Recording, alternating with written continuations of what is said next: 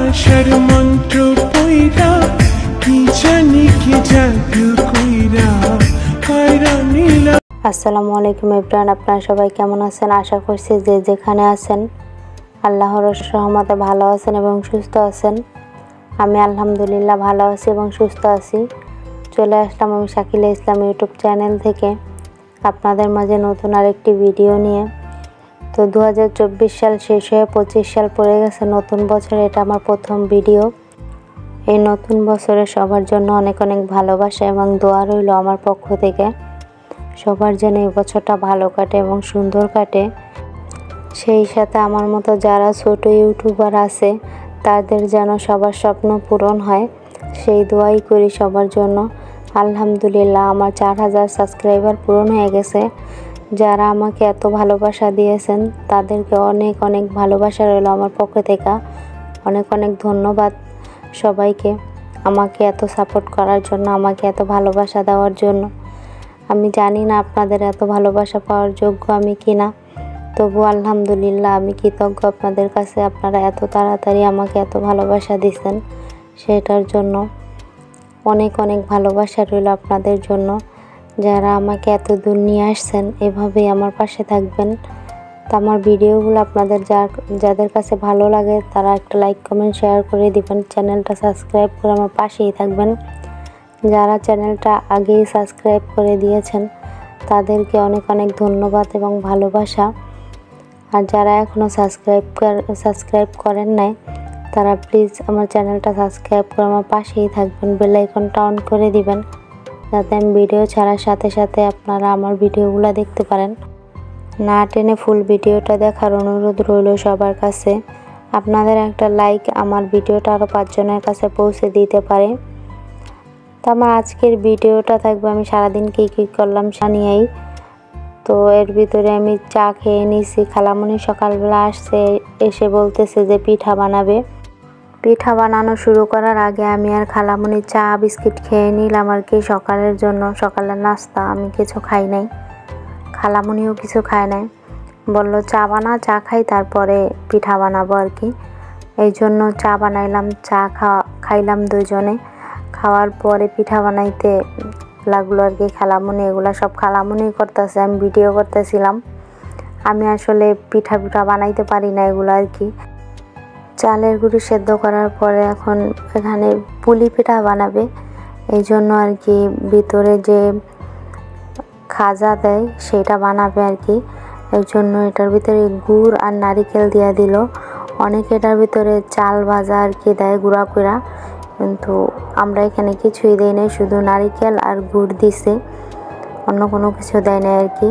চাল ভাজা টাজা এগুলো দেয় নাই। নারিকেল মোটামুটি অনেকগুলো ছিল, অনেকটু এইটাতেই হয়ে যায়, তো এই জন্য আর চাল ভাজাটা দেয় নাই। আর আমার কাছে মনে হয় চাল ভাজা না দেওয়ার থেকে মানে দেওয়ার থেকে এইটাই ঠিক আছে, এইটাই ভালো লাগে। চাল ভাজা দিলে একটু অন্যরকম লাগে, স্বাদ ডিফারেন্স। যাই হোক, দুইটা দুই রকমের স্বাদ। আমার কাছে এইটাই মনে হয় ভালো লাগছে, এই জন্য এরকমই দিছে আর কি খালামণি। তো 1 প্যাকেট গুঁড়া দুধ আর কি দিয়ে দিতেছিল এটার ভিতরে। ওই সব কিছু করতেছিল, আমি এগুলা পারি না। মোট কথা চাল টাল সিদ্ধ টিদ্ধ করতে পারি না আমি। গ্রামে গেলে আসলে পিঠা খাওয়া হয় প্রচুর, ঢাকায় এরকমভাবে পিঠা খাওয়া হয় না, খুবই কম, মাঝে মধ্যে আর কি 2-1টা। কিন্তু গ্রামে গেলে অনেক রকম পিঠা খাওয়া হয়।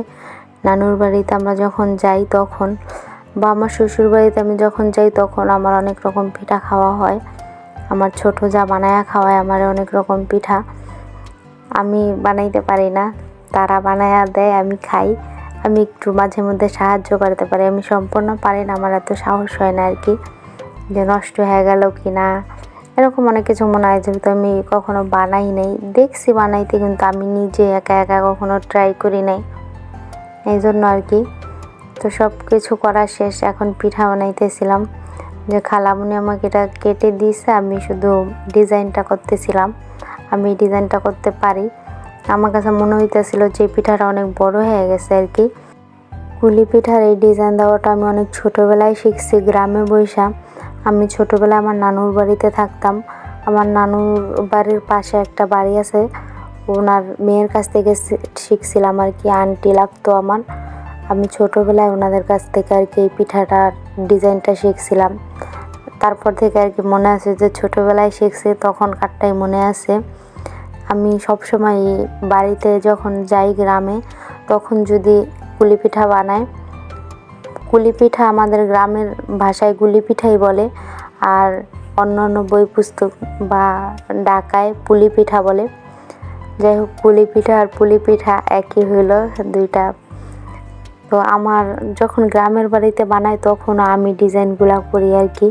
আমার কাছে অনেক ভালো লাগে পিঠার এই ডিজাইনগুলো করতে।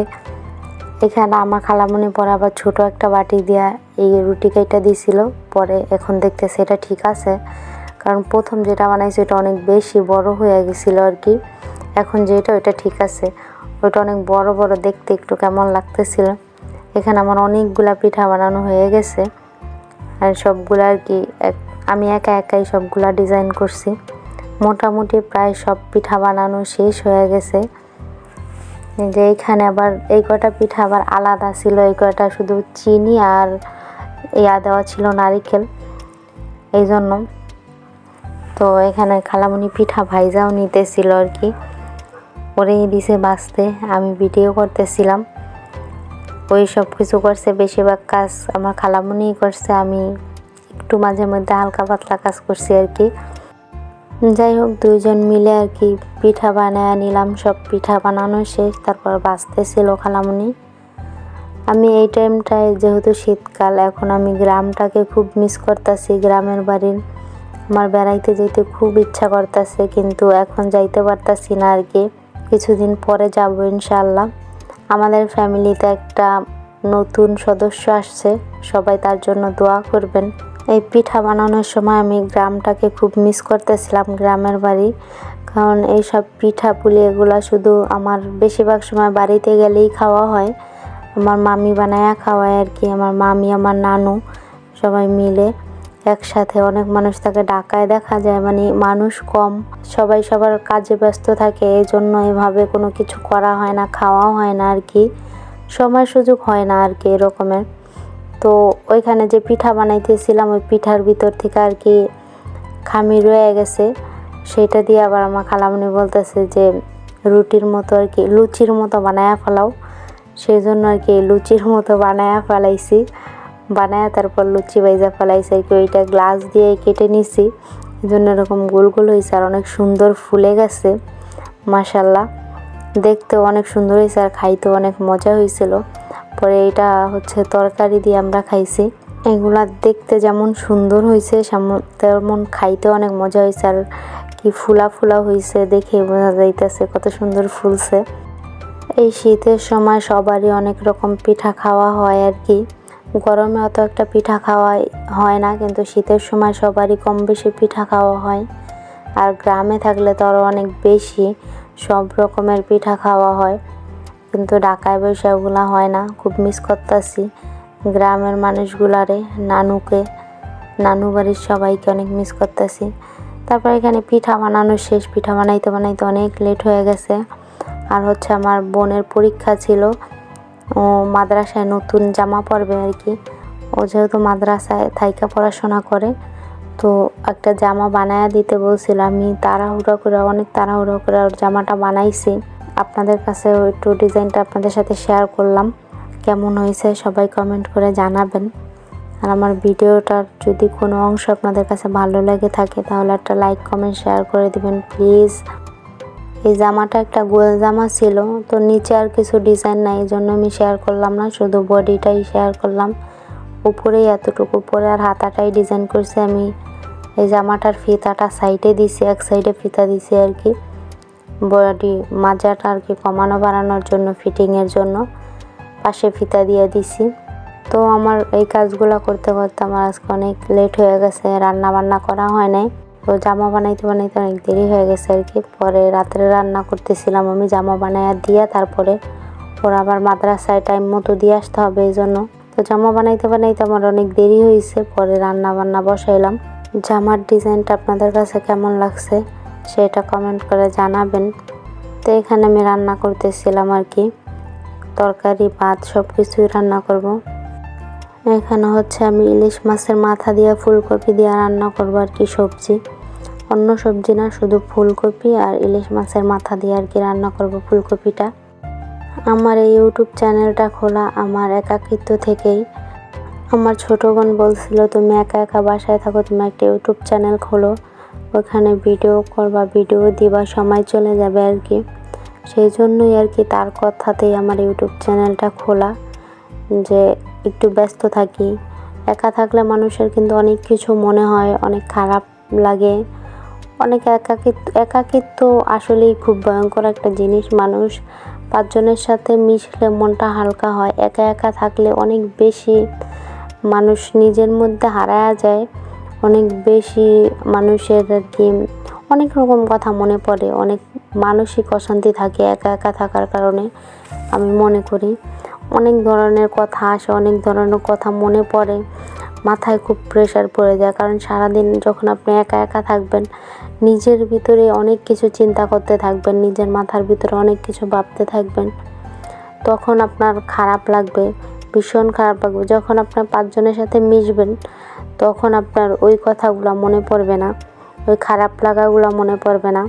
কিন্তু একা যখন আপনি থাকবেন তখন আপনার খারাপ সময়গুলোই বেশি বেশি মনে পড়বে এবং আপনার কষ্টের মুহূর্তগুলোই সবচেয়ে বেশি মনে পড়বে, আপনার মাথার মধ্যে ঘুরতে থাকবে, যেহেতু আপনি একা আছেন।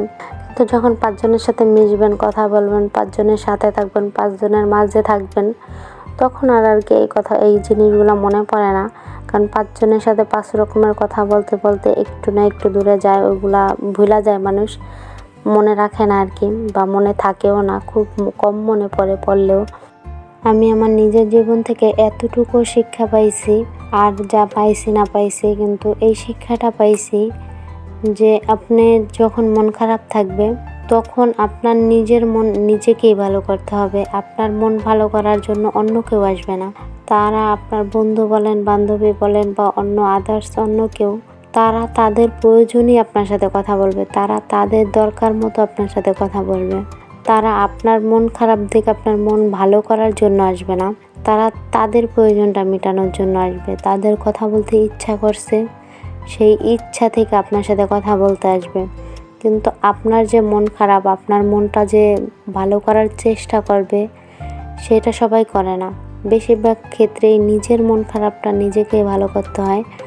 যখন আপনি অন্য কারোর উপরে ডিপেন্ড করবেন যে না আমার মন খারাপ, আমি চাইতেছি যে সে আসুক, আইসে আমার মনটা ভালো করে দেখ, আসলে সে আসলো না, আপনি আরও বেশি কষ্ট পাইলেন, এটা বোকামি। এখন মনে হয় মানে আমি এখন যেটা বুঝতে পারি আর কি, এটা বোকামি। কারণ আপনার নিজের মন খারাপ, আপনার নিজেকেই ভালো করতে হবে। সবার সাথে এরকম মানুষ থাকে না। হ্যাঁ, কিছু কিছু মানুষের জন্য হয়তো থাকে, কিছু মানুষ যারা বন্ধু বলেন, বান্ধবী বলেন, বা অন্য কারোর কথা বলেন, তাদের যে আমার সাথের একটা মানুষ বা আমার একটা কাছের মানুষ, তার মন খারাপ, আমি চেষ্টা করি তারে হাসানোর জন্য, তার মনটা ভালো করার জন্য, কিন্তু সবার জীবনে এটা থাকে না।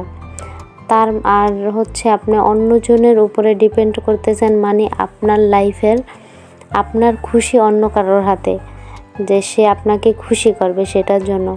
কিন্তু আসলে আমাদের মন খারাপটা আমাদের নিজেদেরই ভালো করা উচিত আর কি, চেষ্টা করা উচিত, যাতে আমি যখন খারাপও থাকবো, আমার যখন মন খারাপ থাকবে, অন্য কারোর উপর ডিপেন্ড করতে না হয় যে আমার মনটা সে ভালো করবে। আমার নিজের মন আমি নিজে ভালো করব। তাতে করে আমার অন্য কারোর উপর নির্ভরশীল হইতে হবে না। আমি নিজেও খুশি থাকবো, নিজেকে নিজে ভালো রাখবো, সেটাই সবাই থাকুক, সবার এটাই করা উচিত।